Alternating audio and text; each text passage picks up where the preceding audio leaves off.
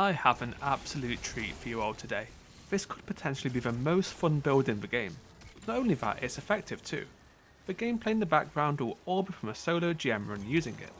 The stars of the show are the exotic boots Blastwave Striders, and the Alethonym grenade launcher. These have a hidden interaction you may have heard of, where messages from the Alethonym create charges for the Strider at 10% per collected. This equates to a lot of the charges which do the following. Upon either sliding or dealing explosive self-damage, a spread of shrapnel is fanned in front of the user, as well as applying knockback. Where these shrapnels land, or if they impact an enemy, they will create a stasis crystal each, with 8 of these being fired each cast.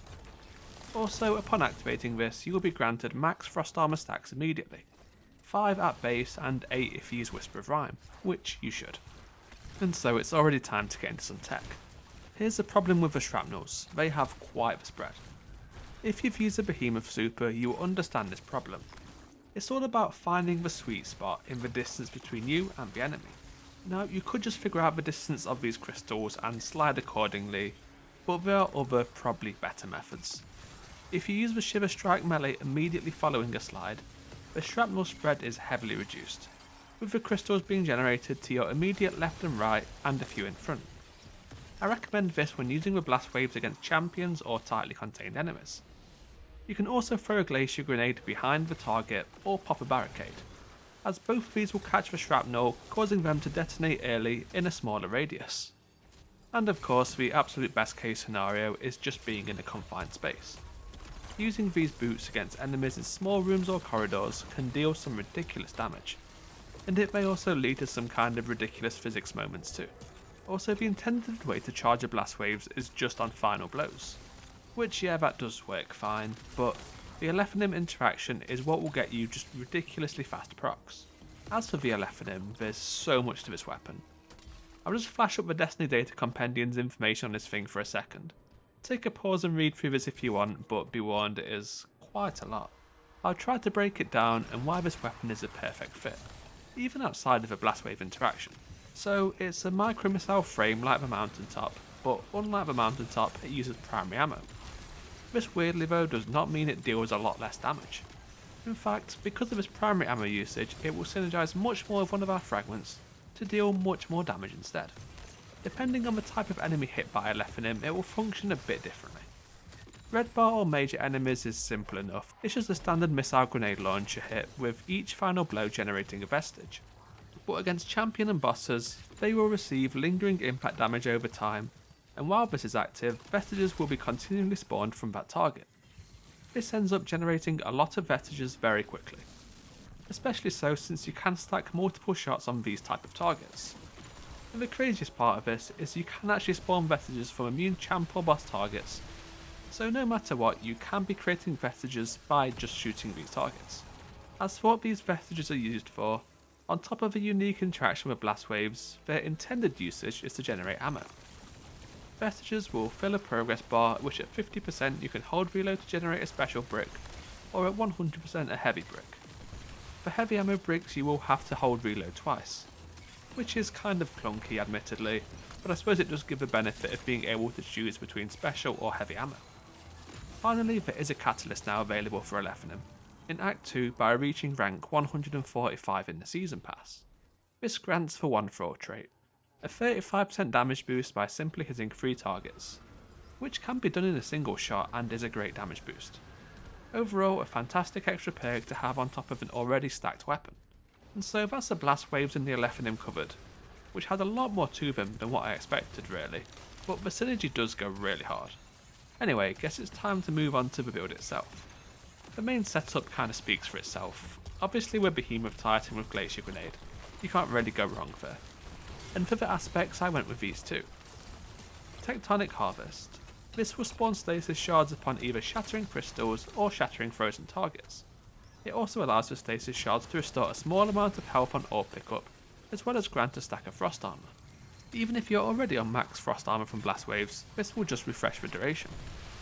The best part about this aspect is it allows for shard generation by simply shattering your own glacial grenade, or even the stasis crystals generated by blast waves. Stasis shards alongside restoring melee energy have some great synergy with upcoming fragments and artifact mods. The next is Diamond Lance. On top of terrorising Crucible players, this thing isn't bad in PvE too. It's very spammable and an easy source of instant freeze with its javelin mode, or an AoE freeze with its melee attack. With the amount of stasis weapon final blows, as well as stasis abilities, this build will be generating enough so that you can just keep on chaining these forever. Also, with these two aspects, you get the additional benefit of 5 fragment slots, which is fantastic because I really wanted these 5. The most important of all is Whisper of Rending. Primary ammo weapons deal double damage to stasis crystals, and 50% increase to frozen targets. Alethonym is for all intents and purposes a special ammo tier weapon but disguised as a primary. And that disguise is enough to get it a huge damage boost against frozen targets, and its AoE hit will take out all stasis crystals anywhere near the detonation point. Even in this Grandmaster Nightfall, freezing a champion target and firing into them with just the Alethonym is chunky damage. You can refreeze targets with Blast Waves, Diamond Lancers, Glacier Grenades, Artifact mods, Cold Steel or Chill Clip Heavies, and so on. You get the point. This debuff will be active a lot, leading to a lot of heavily increased Alethonym hits. Next, Whisper of Fissures. This increases shatter damage and everything I previously just said, this is the next step. Might as well increase the shatter damage too, since this will be active so frequently. This is pretty much always a must run on Stasis, but with Blast Waves it will be crazy not to. Whisper of Shards. These shatters also grant 500% increased grenade regeneration for 6 seconds, and subsequent shatters increase this up to a total of 11 seconds. Again, it's just crazy not to run this one. Whisper of Rime. Activating Blastwave Striders grants you max frost armour stacks. Now typically this is 5, but Rime allows it to instantly go up to 8. Not only that, but the timer in which frost armour remains active is up to 13 seconds. Whisper of Conduction. A lot of shatters does mean a lot of stasis shards, and these are required for staying alive and looping abilities.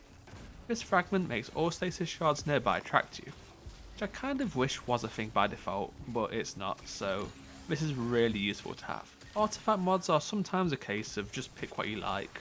If they suit your equipped weapons or stun champions, then, great. But with this build there are a few stasis and GL theme mods which are an absolute must have. So quickly listing these off.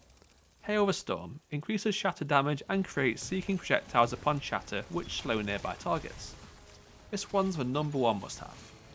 And the option you should also be looking to boost its potency of with rare or legendary tonics. Served Cold. Although stasis shards grant 10% class ability on top of their melee regeneration, so this just means more barricades. Also, fun fact, barricades can also be used to combat Blast Wave Shrapnel, just like a Glacier Grenade can if you place them in the right spot. Brain Freeze. Frozen targets slow other nearby targets. This means more targets defeated with stasis debuffs and more shards. Also has the potential to chain freeze. Crystalline Converter. Collecting stasis shards cause the next charged stasis melee to spawn up to 3 stasis crystals. You can see a progress bar on screen when you have this one equipped. If you do the Blastwave Slide melee tech, you will end up generating even more stasis crystals using this mod. Rapid Impacts. Increased grenade launcher reload speed. Alethonym benefits greatly from this, as does my choice of special weapon, the VS Velocity Baton. Concussive Reload. Grenade launchers weaken bosses and champions on hit, there's no explanation needed here. You can also use Overload Grenade Launcher too if Overload champions are present in the activity. Armour mods I will leave a dim link which you can copy if you wish, but there's nothing out of the ordinary. Mainly survivability options and a bit of grenade looping, but honestly run what you want. So that's enough on the build. Another thing is how to play it. So you have seen so far how I have tackled this GM solo. It is a little bit unorthodox at times, but it's very effective. So what I'll do until this strike finishes is just go over my plays as they happen, and what you should look out for in order to maximise its build. So as you've seen in this boss encounter so far, a lot of it really is just kind of looping abilities as they come off cooldown, and just trying to catch enemies in the right spots. I'm just going to kind of speed through this indoor section here because you've seen a copy of it earlier in the strike and nothing really particularly interesting happens. We'll get back to a boss where there's a lot more better plays to be made. So again, we're looking to really crowd control as much as possible.